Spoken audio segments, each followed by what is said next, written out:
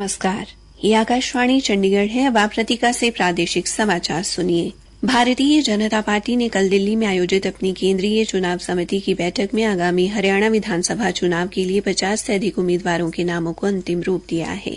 BJP के राष्ट्रीय अध्यक्ष जेपी नड्डा की अध्यक्षता में हुई बैठक में प्रधानमंत्री नरेंद्र मोदी, गृह मंत्री अमित शाह, पार्टी के हरियाणा चुनाव प्रभारी और केंद्रीय मंत्री धर्मेंद्र प्रधान, राष्ट्रीय महासचिव बीएल संतोष व पार्टी के अन्य वरिष्ठ नेता शामिल हुए।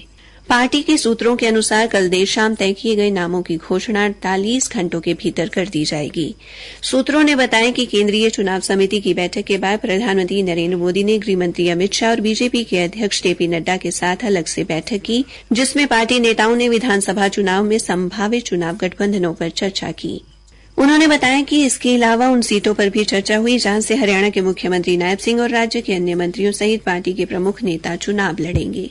बैठक में हरियाणा से बीजेपी के चुनाव सह प्रभारी और त्रिपुरा के पूर्व मुख्यमंत्री बिप्लब कुमार देब, हरियाणा के मुख्यमंत्री नायब सिंह, हरियाणा भारतीय जनता पार्टी के अध्यक्ष मोहन लाल बड़ौली, सतीश पुनिया, सुरेंद्र सिंह नागर, केंद्रीय मंत्री और पूर्व मुख्यमंत्री मनोहर लाल, केंद्रीय मंत्री और हरियाणा से सांसद राव इंद्रजीत सिंह और कृष्ण पाल गुर्जर भी उपस्थित रहे।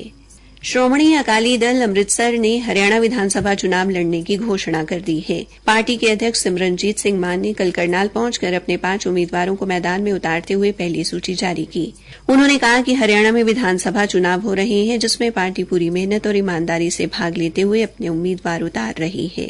पार्टी द्वारा जारी पहली सूची में विधानसभा क्षेत्र असंध से हरजीत सिंह विर्क, करनाल से हरदीप सिंह, पिहोवा से कुलदीप सिंह विर्क, गुहला से भूपेंद्र सिंह और उचाना से अमरजीत सिंह को उम्मीदवार बनाया गया है।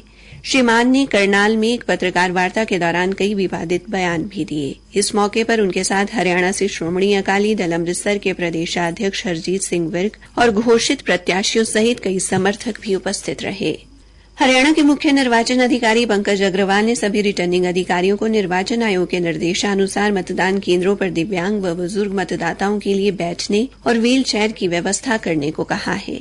उन्होंने कहा कि दिव्यांग व 85 वर्ष से अधिक आयु के मतदाता के पास घर से मतदान करने का विकल्प है। इसके लिए मतदाताओं को फॉर्म 12D भरकर विभाग को देना होगा। उन्हें कोई अतिरिक्त प्रमाण पत्र की जरूरत नहीं है। इसके लिए मतदान तिथि से पहले विभाग के अधिकारी उनसे विकल्प लेने के लिए उनके घर जाएंगे। श्री अग्रवाल ने कहा कि यदि वे मतदान केंद्र पर आकर वोट डालना चाहते हैं तो उनके लिए घर से लाने व छोड़ने के लिए वाहन की व्यवस्था रिटर्निंग अधिकारी द्वारा की जाएगी। मुख्य निर्वाचन अधिकारी ने बताया कि 40% निर्दिष्ट दिव्यांगता वाले व्यक्ति पोस्टल बैलेट सुविधा के लिए आवेदन कर सकते हैं। उन्हें फॉर्म 12D में आवेदन जमा करते समय दिव्यांगता प्रमाण पत्र की प्रति संलग्न करनी होगी।